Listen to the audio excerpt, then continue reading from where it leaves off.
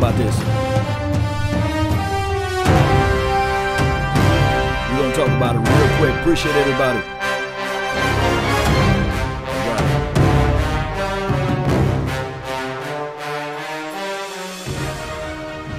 All right, Cowboy Nation. Want to be able to talk to you guys just a little bit about the actual off season, what have you, the things that we really need to focus on. We had a wonderful show last night. For those who are not able to tune in last night, we had a wonderful, fantastic show. We talked about the basic principle, or I guess the collective reasoning of our entire roster, and we had some hearty discussions about what to do with Sean Lee, what to do with the Brett Maher of the worlds, right?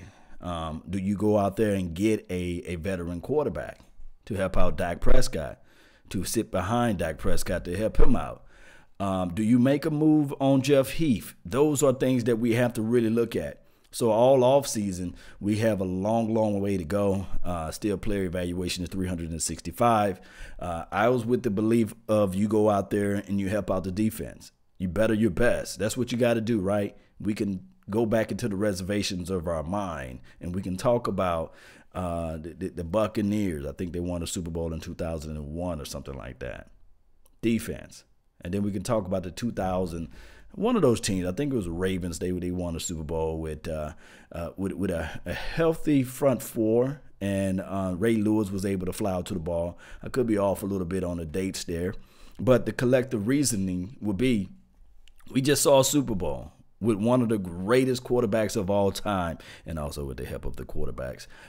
They do have a quote-unquote referee to help them out as well. But we saw a defense.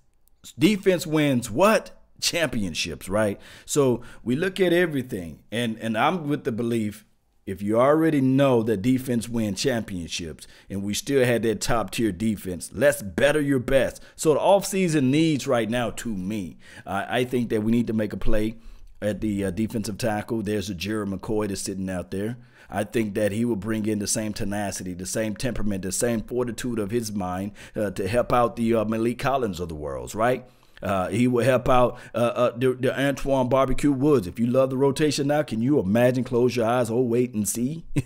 That will be one of the best things out there. And it's one of those things, guys. South of Heaven, appreciate you. Thank you for tuning in to the nation. He said it's the law. Appreciate you. He says, and somebody said, make Jeff Heath a backup. This is the thing with Jeff Heath. I love his skill set. I love his temperament and his play out there on the field. At times we say, hey, whoa, what is that? Is that a J.J. Wilcox moment right now? I mean, we got to figure out something to make Jeff Heath more formidable as it relates to coverage and playing out in space for not just 1 or 2 games, but for the whole entire season, you see. So all this can happen, Cowboy Nation, but we got to figure out a way. We got to figure out a way to just correct the little small things to make us better down the line. Now, looking at this team, and I'm just going to still stay on the defensive side of the ball, we had a conversation last night about AB. I call him Anthony Brown, you know, AB and Anthony Brown, you know, the same guy that was horrible in 2017 but stepped it up this year or last year.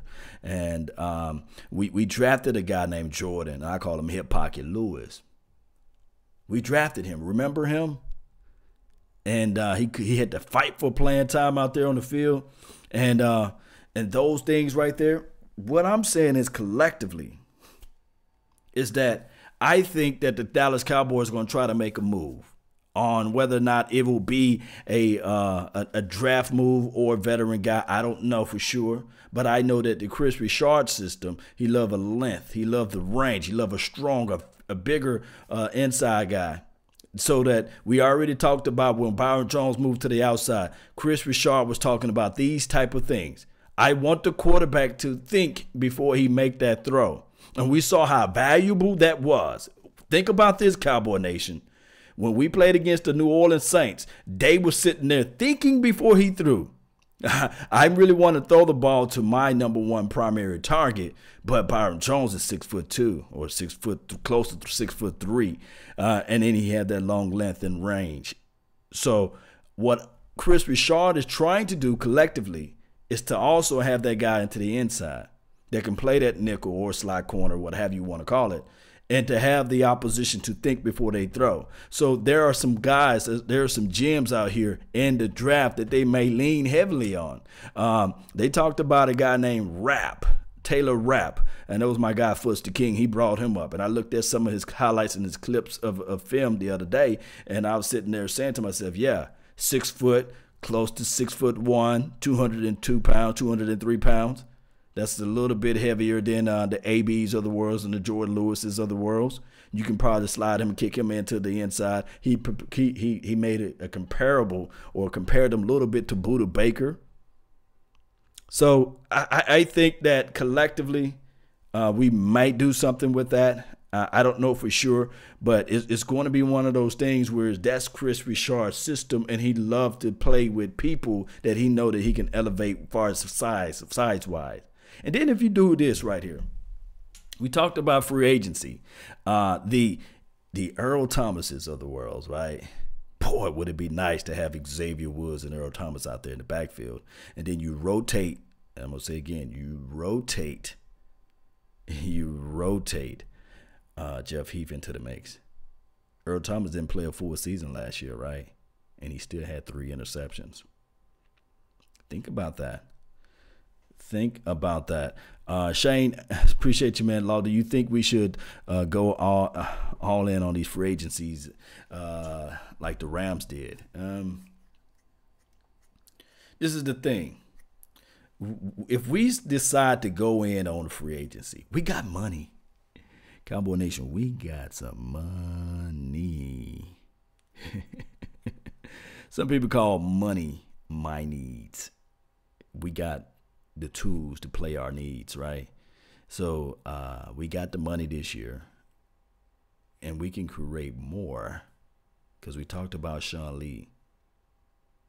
If he's a cap casualty or a salary cap cut, they save even more money.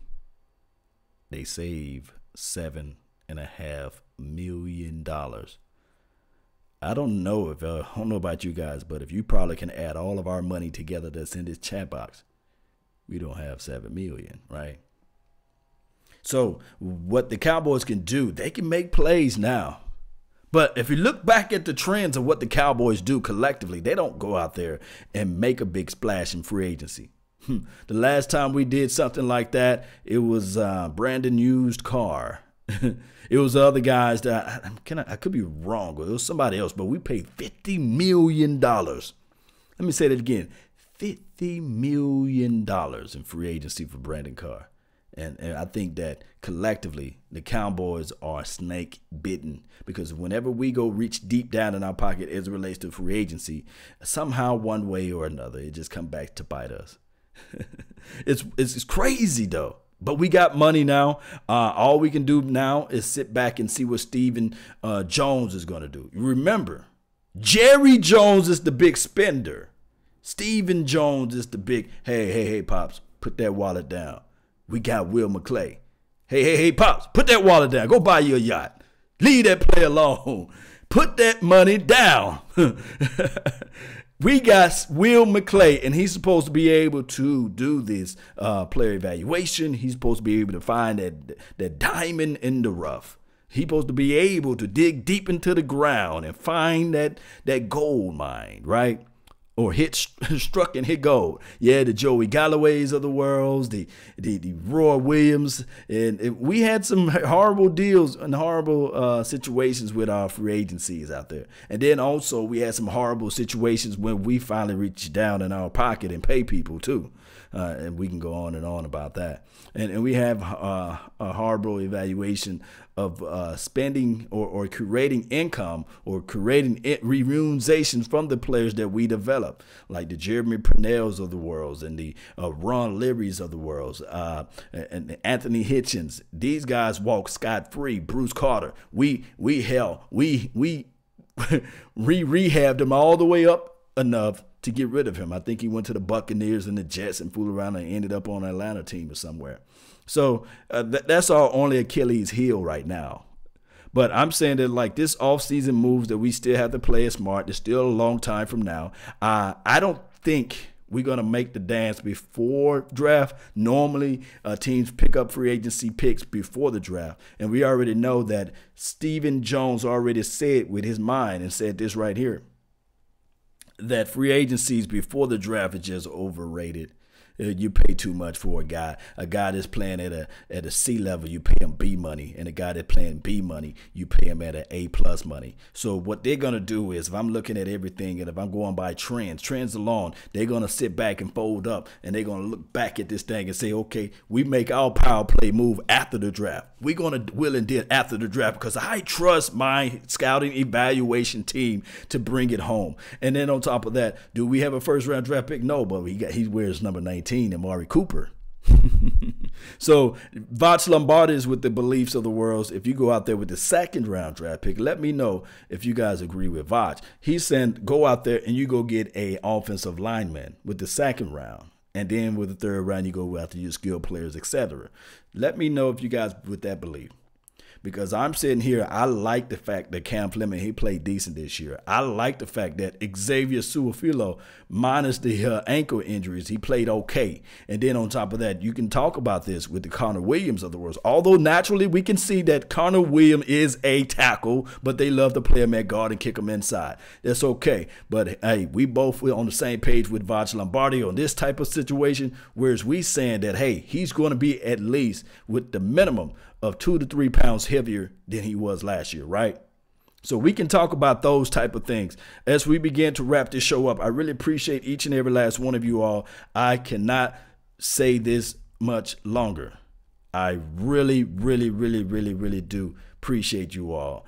And don't forget, hit that like button, share this content, tell a friend, neighbor, or foe, anybody that you know that we talk about the Dallas Cowboys every day over here on The Nation. And then we're live on Law Nations 1.0 and 2.0. And I'm talking about the Cowboys Experience. Guys, go to that website, www.cowboysexperience, where you can go and check out numerous things as far as ticket pricing, games, having one of those situations where we can get you into this thing, whereas you can actually be almost with the players, shaking hands, talking about the original 88, Drew Pearson, all those guys.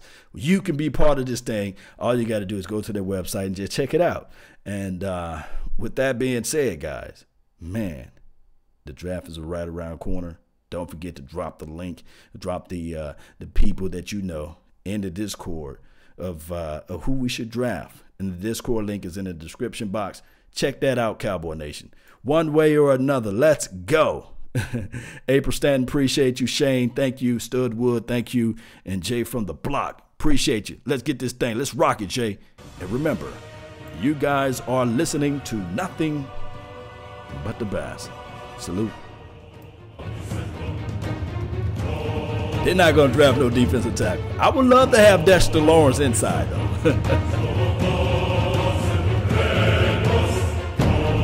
Let's go, Cowboy Nation.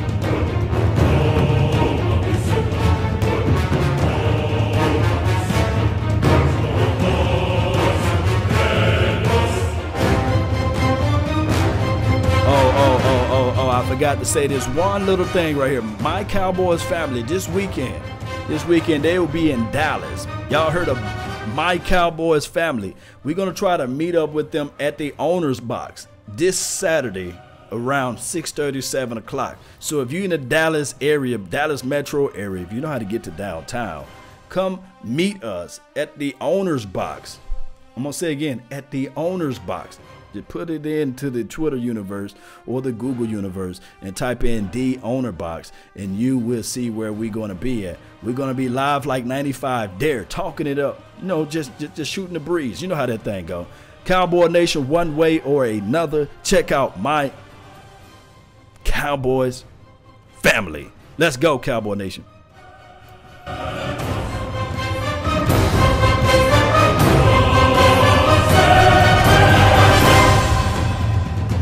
Come Come on.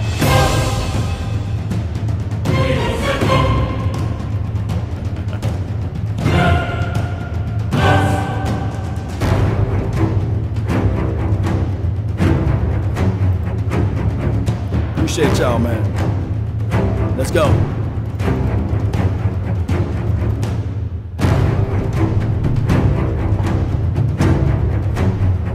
And remember, you're listening to nothing but the best. Salute.